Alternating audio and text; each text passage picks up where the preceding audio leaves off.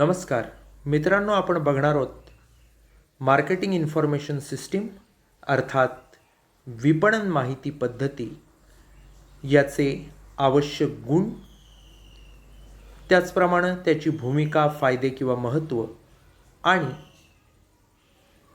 विपणन माहिती पद्धत आणि विपणन संशोधन याच्यामधला फरक. मित्रांनो, सर्वप्रथम आपण बघूया विपणन माहिती पद्धत म्हणजे काय. आज स्पर्धात्मक बाजारपेठेमध्ये उद्योजक आणि विक्रेते आपल्या व्यवसायाची यशस्वी वाटचाल सुरू ठेवण्यासाठी वेगवेगळ्या व्यावसायिक निर्णयांच्या पर्यंत येत असतात, निर्णय घेत असतात आणि हे निर्णय त्यांना अचूकपणे घ्यावे लागतात. उत्पादन आणि विपणन ही उद्योग संस्थेची दोन महत्त्वाची कार्ये असतात. ही कार्ये एकमेकांना पूरक असतात.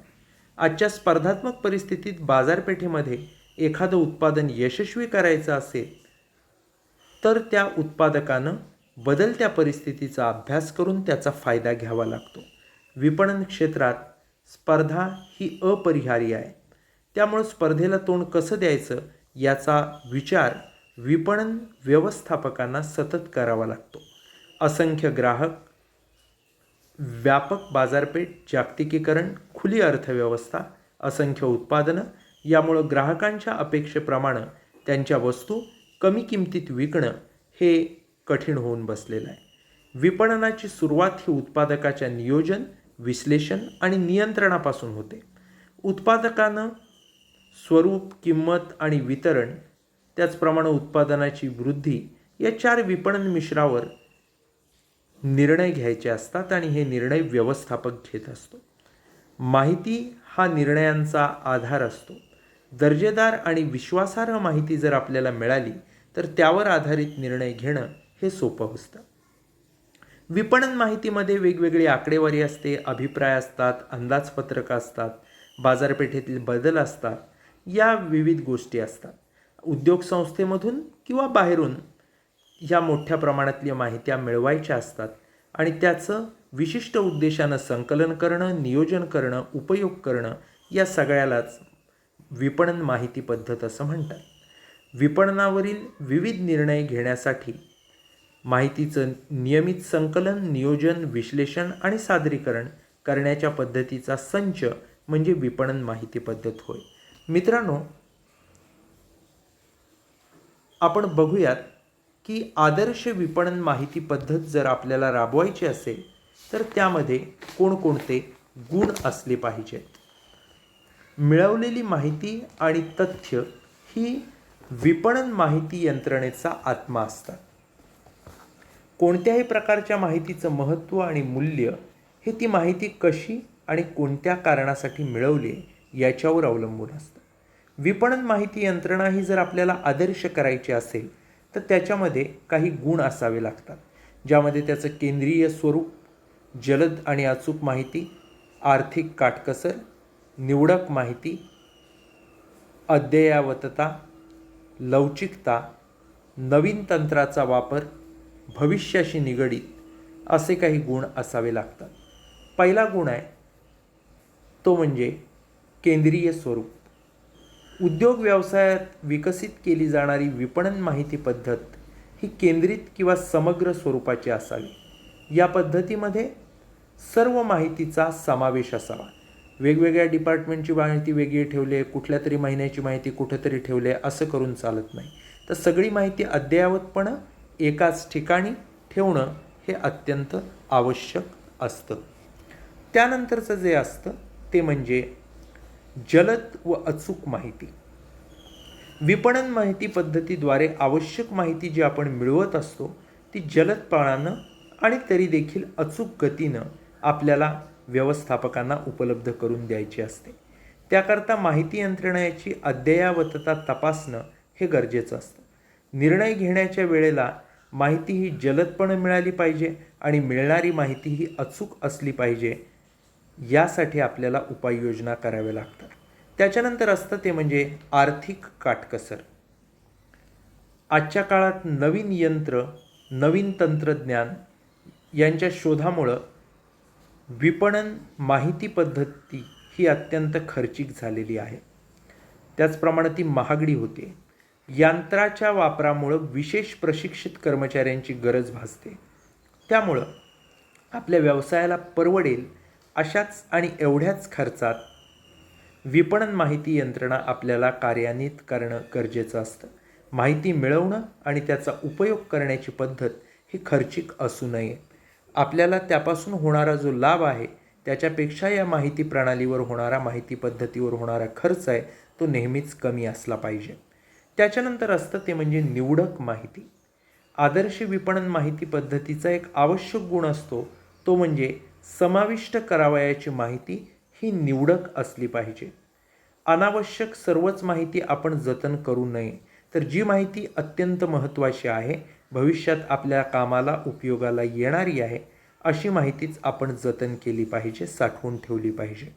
कमी महत्त्वाची अनावश्यक माहिती वगळणं, ती डिस्ट्रॉय करणं, नष्ट करणं हे देखील योग्य असतं. त्याच्यानंतर अद्ययावतता. विपणन माहिती ही अद्ययावत असली पाहिजे. जुनी, टाकाऊ, कालबाह्य अशा प्रकारची माहिती यंत्रणेतून वगळली पाहिजे. नवीन माहिती जी आलेली असेल तिची आपण दखल घेतली पाहिजे. माहिती जेवढी परिपूर्ण असेल, अद्ययावत असेल, तेवढी विपणन माहिती यंत्रणा, विपणन माहिती पद्धत ही कार्यक्षम ठरू शकते. त्यानंतर असतं ते म्हणजे लवचिकता. विपणन माहिती पद्धती ही गरजेनुसार आपल्याला वापरता आली पाहिजे. त्याकरता जी पद्धत, जी यंत्रणा आपण वापरणार आहोत ती लवचिक स्वरूपाची असली पाहिजे. लवचिक आणि बदलत्या परिस्थितीत उपयुक्त ठरणारी अशी विपणन माहिती पद्धती ही उद्योग व्यवसायाला अधिक मदत करणारी, अधिक फायदेशीर ठरू शकतं. त्यामुळं विपणन माहिती पद्धती लवचिक असणं ही काळाची गरज आहे. त्यानंतर असतं ते म्हणजे नवीन तंत्राचा वापर. विपणन माहिती यंत्रणेत अद्ययावतता येणं, अचूकता येणं आणि गतिमानता येणं यासाठी नवीन तंत्रज्ञानाचा वापर करणं हे अपरिहार्य ठरतं. संगणक असेल, माहितीचं जाळं असेल, सीडीज असतील, या नवीन नवीन तंत्रांचा वापर करून अधिकाधिक माहितीचं योग्यपणे जतन करणं आणि अचूक परिणामकारक विश्लेषण करणं हे गरजेचं असतं. त्यामुळं नवनवीन तंत्रांचा वापर करून आपली विपणन माहिती पद्धती अधिक डेव्हलप किंवा विकसित करता येते. त्यानंतर आदर्श विपणन माहिती पद्धत ही भविष्याशी निगडित असली पाहिजे. विपणन प्रक्रिया ही नेहमी भविष्याशी संबंधित असते. त्याचा विचार हा माहिती पद्धतीमध्ये केला गेला पाहिजे. विपणनाची धोरणं आणि डावपेच हे भविष्याशी निगडित असले पाहिजेत. त्यामुळं विपणन माहितीचं संकलन आणि जतन करताना ते फ्युचर ओरिएंटेड अर्थात भविष्यानुवर्ती अशा स्वरूपाचं झालं पाहिजे. त्याच्यानंतरचं जो पुढचा भाग आहे तो आहे विपणनाच्या फायद्यांसंबंधी.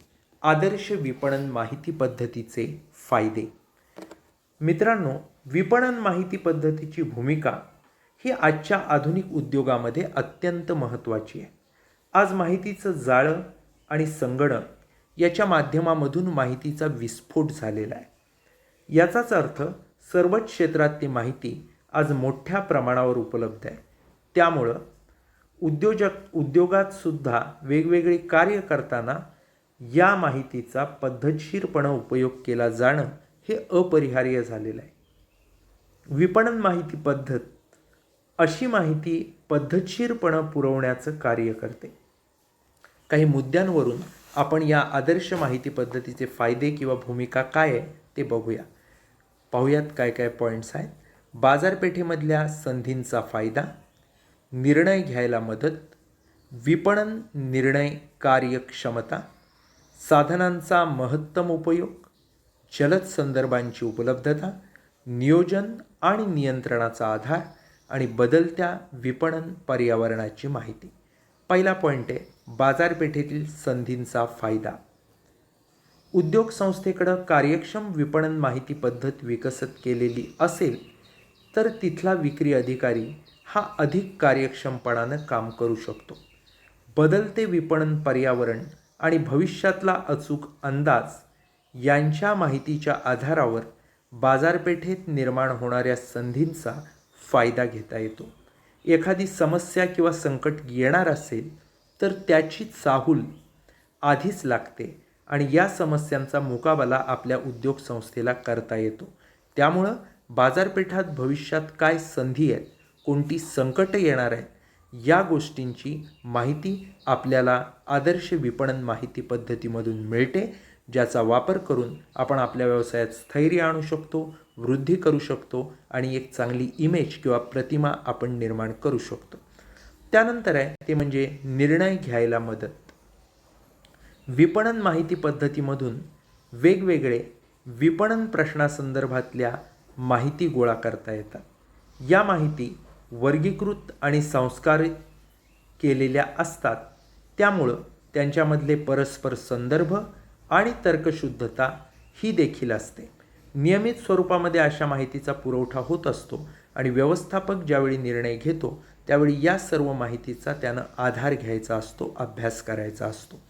त्यानंतर असतं ते म्हणजे विपणन निर्णय कार्यक्षमता. अद्ययावत आणि संस्कारित माहितीच्या आधारे घेतलेले व्यवस्थापकीय निर्णय हे अधिक कार्यक्षम ठरतात. व्यवस्थापकांना उपलब्ध माहिती ही वेगवेगळ्या बाजूंनी मार्गदर्शक ठरते. विक्री व्यवस्थापक विपणन प्रश्न सोडवत असताना या माहितीचा उपयोग करतात, त्यामुळं होणारे निर्णय हे अचूक आणि काटेकोर होऊ शकतात. त्यामुळं निर्णयांची कार्यक्षमता वाढते. त्यामुळं आदर्श विपणन माहिती पद्धतीद्वारे आपण जी वेगवेगळ्या प्रकारची माहिती घेत असतो त्या माहितीचा वापर हा योग्य प्रकारचे निर्णय घेण्यासाठी होऊ शकतो.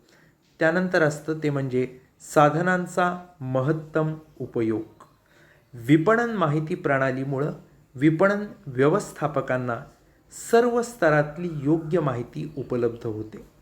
विपणनातील सर्वच घटकांची माहिती घेऊन विपणन धोरण आणि विपणन निर्णय हे घेता येतात. त्यामुळं उद्योगांच्या विविध साधनांचा योग्य आणि जास्तीत जास्त वापर करता येतो. त्यामुळं नक्कीच व्यवसायाला फायदा होतो. त्याच्यानंतर असतं ते म्हणजे जलद संदर्भ उपलब्ध. विपणन माहिती पद्धतीमुळं व्यवस्थापकांना जलद आणि सोप्या पद्धतीनं जुन्या माहितीचे संदर्भ उपलब्ध होतात. आज संगणक आणि इंटरनेट असल्यामुळं हे काम अधिक तत्परतेनं जलद गतीनं करता येतं. या संदर्भाचा उपयोग करून अचूक चांगले निर्णय, फायदेशीर निर्णय घेता येतात. त्यानंतर असतं ते म्हणजे नियोजन आणि नियंत्रणाचा आधार. व्यवसायाची उद्दिष्ट, व्यवसायातल्या संधी, कार्यक्रम यासाठी नियोजन आणि नियंत्रण या दोन आवश्यक गोष्टी असतात. नियोजनामधून आपल्याला भविष्यात काय करायचं आहे, व्यवसायात कोणत्या गोष्टी करायच्या आहेत हे आपल्याला कळू शकतं. तर नियंत्रणामधून आपण करत असलेल्या गोष्टींचा आपण आढावा घेऊ शकतो. जे आपण करतो आहोत ते बरोबर आहे किंवा नाही, त्यात काही सुधारणेला वाव आहे का, कोणत्या गोष्टी सुधाराव्या लागतील हे आपण पाहतो. या दोन्ही नियोजन आणि नियंत्रणाला आधार देण्याचं काम आदर्श विपणन माहिती पद्धती करू शकते. कसं?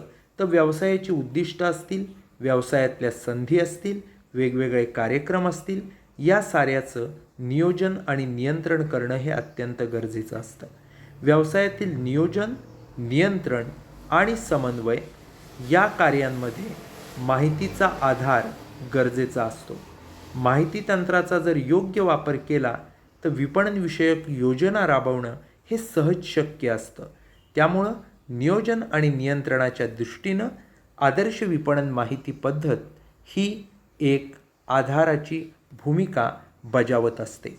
त्यानंतरचं असतं ते म्हणजे बदलत्या विपणन पर्यावरणाची माहिती. आता पर्यावरण ज्यावेळी आपण म्हणतो व्यवसायाचं, त्यावेळी अंतर्गत पर्यावरण आणि बाह्य पर्यावरण अशी दोन्ही प्रकारची पर्यावरणं असतात. आणि विपणनाचं हे पर्यावरण जे आहे ते पर्यावरण सतत बदलत असतं. अंतर्गत पर्यावरणावर आपल्या व्यवसायाचा, आपला स्वतःचा काही प्रमाणात किंवा बहुतांशी अंकुश असतो. मात्र व्यवसायाच्या बाह्य पर्यावरणावर आपला कोणताही अंकुश नसतो. त्यातले बदल आपण ठरवू शकत नाही, पण त्याचा पॉझिटिव्ह अथवा निगेटिव्ह परिणाम आपल्यावर होत असतो. मित्रांनो, हे जे बदलतं पर्यावरण आहे विपणनाविषयीचं, त्याच्यामध्ये निर्माण होणाऱ्या ज्या वेगवेगळ्या समस्या आहेत, याची सातत्यानं व्यवसायाला माहिती ही विपणन माहिती पद्धतीमुळे उपलब्ध होते.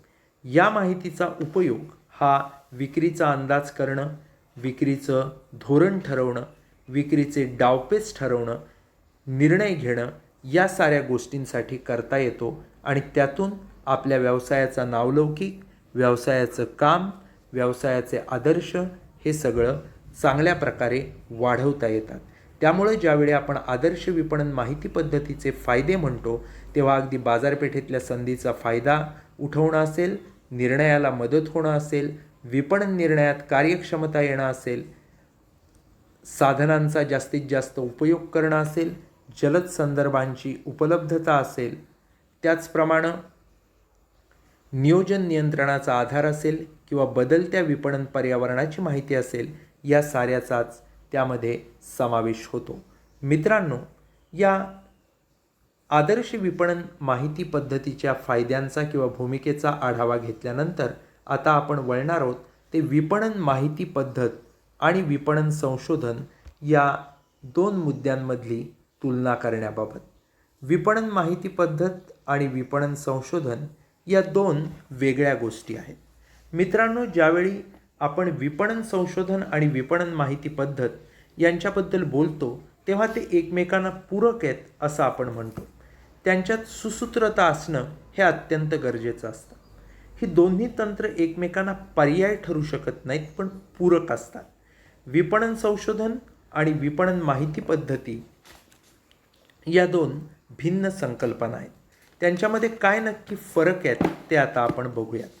ज्यावेळी आपण विपणन माहिती पद्धत असं म्हणतो, त्यावेळी काय असतं ते, तर विपणनाच्या संदर्भामधली अचूक निर्णय घेण्यासाठी नियोजनपूर्वक सतत विपणन माहिती मिळवणं, तिचं विश्लेषण करणं, त्याची पद्धतशीर मांडणी करणं, यासाठीची जी यंत्रणा असते तिला विपणन माहिती पद्धती असं म्हणतात. थोडक्यात सांगायचं तर विपणनातले विविध निर्णय घेण्यासाठी माहितीचं नियमितपणे संकलन, नियोजन, विश्लेषण, सादरीकरण करण्याच्या पद्धतीचा संच म्हणजे विपणन माहिती पद्धत होय. या उलट ज्यावेळी आपण विपणन संशोधन असं म्हणतो, तेव्हा त्यामध्ये वेगळ्या गोष्टींचा समावेश होतो. विपणन संशोधन ही एक स्वतंत्र अशा प्रकारची संकल्पना आहे. विपणन संशोधन म्हणजे काय असं ज्यावेळी आपण म्हणतो, त्यावेळी उत्पादकाकडून ग्राहकापर्यंत मालाचा जो संग्रहण व्यवहार होतो, त्याच्याशी संबंधित असणाऱ्या उद्योग प्रक्रियेच्या सहचारी घटकांचा अभ्यास आणि मूल्यमापन म्हणजे विपणन संशोधन होय. थोडक्यात सांगायचं तर वस्तू आणि सेवांच्या विपणनातले विविध प्रश्न यांच्या संदर्भातल्या माहितीचं संकलन, नोंदणी, पृथक्करण आणि विश्लेषण म्हणजे विपणन संशोधन होय. मित्रांनो, यानंतरचा दुसरा जो फरकाचा मुद्दा आहे तो आहे उद्देश. ज्यावेळी आपण विपणन माहिती पद्धत म्हणतो, त्यावेळी विपणन व्यवस्थापकांना संबंधित माहिती पुरवणं आणि जलद निर्णय घ्यायला मदत करणं हे विपणन माहिती पद्धतीचे प्रमुख हेतू असतात. ज्यावेळी आपण विपणन संशोधन, मार्केटिंग रिसर्चचे उद्देश म्हणतो, त्यावेळी त्याचे प्रमुख उद्देश हे विपणनाचा प्रश्न अभ्यासणं, त्यावर जलद रीतीने समाधानकारकपणे उत्तरं शोधणं हा असतो. तिसरा जो मुद्दा असतो तो म्हणजे व्याप्ती. विपणन माहिती प्रणाली ही संकल्पना विस्तृत आणि व्यापक स्वरूपाची आहे. संपूर्ण व्यवसायासाठी माहितीचं संकलन आणि जतन करण्याचं काम विपणन माहिती पद्धत किंवा प्रणाली करत असते.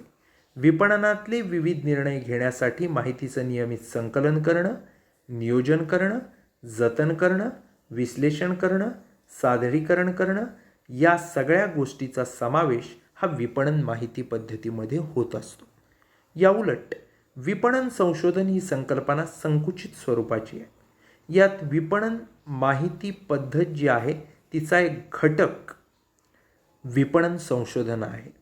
विपणन संशोधन म्हणजे वस्तू आणि सेवांच्या खरेदी विक्रीशी संबंधित निर्माण होणाऱ्या ज्या समस्या आहेत त्या अनुरोधानं, त्या अनुषंगानं माहितीची नोंद आणि विश्लेषण करणं, उपाय शोधणं या गोष्टींचा समावेश होतो. मित्रांनो, यानंतरचा जो फरकाचा मुद्दा आहे तो म्हणजे सातत्यता. सातत्यता बघत असताना विपणन माहिती प्रणाली ही सतत किंवा अखंडितपणे चालणारी प्रक्रिया आहे. माहिती ही सतत निर्माण होत असते, काही ना काही घडत असतं. या घडणाऱ्या गोष्टी माहिती या संकलित करणं, त्याचं पृथक्करण करणं, त्याचा वापर करणं हे सतत चाललेलं असतं. त्यामुळं विपणन माहिती पद्धत ही अखंडित सातत्यानं चालणारी अशी प्रक्रिया आहे.